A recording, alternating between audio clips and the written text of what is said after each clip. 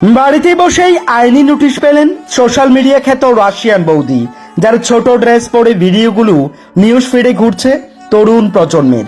এবার এরই বিরুদ্ধে সরব হলেন পশ্চিমবঙ্গের এক মহিলা আইনজীবী, তিনি সঙ্গীতা দাস জানা।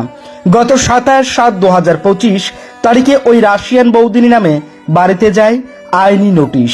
সঙ্গীতা দাস জানার বক্তব্য, এরা সমাজকে কলুষিত করছেন, যা দেখে গোটা একটা প্রজন্ম যেমন নষ্ট হচ্ছে, তেমনি আরেকটা প্রজন্ম এই ভিডিওগুলির প্রতি আকৃষ্ট হয়ে রাতারাতি সেলিব্রিটি হতে চাইছেন। সমাজ থেকে এইসব ভিডিও করা বন্ধ না হলে আগামীর ভবিষ্যৎ একেবারেই নষ্ট হবে। কারণ সোশ্যাল মিডিয়া শুধুই যে রিলস দেখার জন্য এমনটাও কিন্তু নয়। সোশ্যাল মিডিয়া এই সময় দাঁড়িয়ে আমাদের নানাবিধ তথ্য দিয়ে সাহায্য করছেন। সোশ্যাল মিডিয়ায় এমন ভিডিও করার দায়ে সাবিত্রী দেহরি নামে ওই মহিলার বিরুদ্ধে পাঠানো হলো আইনি নোটিশ। সত্যি বলতে দোষ যে ওনার একার তাও কিন্তু নয়, সমাজের চাহিদা মেনে উনি করছেন এমনটা।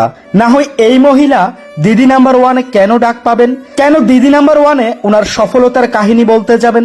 জীবনের উঠানামার গল্প শুনবেন দাঁড়িয়ে রচনা ব্যানার্জি। অন্যদিকে দিয়া বিশ্বাস নামে একটা ছোট্ট মেয়ে, যে কিনা হাতে শাখা, কপালে সিঁদুর, ছোট্ট বউয়ের সাথে ধরে রাস্তায় নাচের ভিডিও করছেন এবং সেলিব্রিটি হওয়ার ধান্দা করছেন। আসলে কি এরা সেলিব্রিটি নাকি সমাজের বিরূপ বার্তা দিচ্ছেন? এই যে বছর 10-এর অনন্যা বিশ্বাস নামের মেয়েটা এভাবে করে লাখো লাখো ভিউজ কামাচ্ছেন, কোথায় তার পড়াশোনা, কোথায় তার সামাজিকতা? এ নিয়ে অ্যাডভোকেট সঙ্গীতা দেবী বলেন, এরা বাল্যবিবাহকে প্রমোট করছে রাস্তায়, তা নিয়ে লিগ্যাল নোটিশ করাই যেতে পারে। সবচেয়ে বড় ব্যাপার, এদের পারিবারিক শিক্ষাটা কতটুকু যে একটা 10 বছরের মেয়েকে রাস্তায় নামিয়ে দিচ্ছেন কয়েকটা টাকার জন্য। সত্যি বলতে সোশ্যাল মিডিয়াতে ইনকাম আর পরিচিতির বারবারন্ত যেদিন থেকে সামনে এসেছে, সেদিন থেকে সস্তা জনপ্রিয়তার আশায় সকলে মেতে উঠেছেন। সমাজে এমন হাজারো রাশিয়ান বৌদিতে ভরে গেছে, এমন হাজারো অনন্যায় ছেয়ে গেছে গোটা সমাজ। আমি, আপনি, আমরা যদি সচেতন না হই, একা সঙ্গীতার দ্বারা কিছুই হবে না। এই বাক্যগুলি ঘুরপাক খাচ্ছেন কমেন্ট বক্সে। সকলেরই একটাই বাক্য, সঙ্গীতা দেবী সাহস করে পদক্ষেপ নিয়েছে, এটাই বা কজন পারে বলুন তো?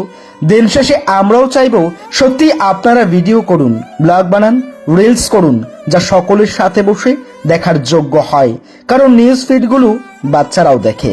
তাই আসুন এই সমাজকে সুন্দর করতে আমরা সবাই এই সব থেকে বিরত থাকি। এইসব থেকে বিরত থাকাই আমাদের কাম্য। কারণ আজ সোশ্যাল মিডিয়া রোজগার দিচ্ছে, কাল নাও দিতে পারে, কিন্তু আপনি ততক্ষণে আপনার সবকিছুই বিলিয়ে দিয়েছেন এই গোটা সোশ্যাল মিডিয়াতে।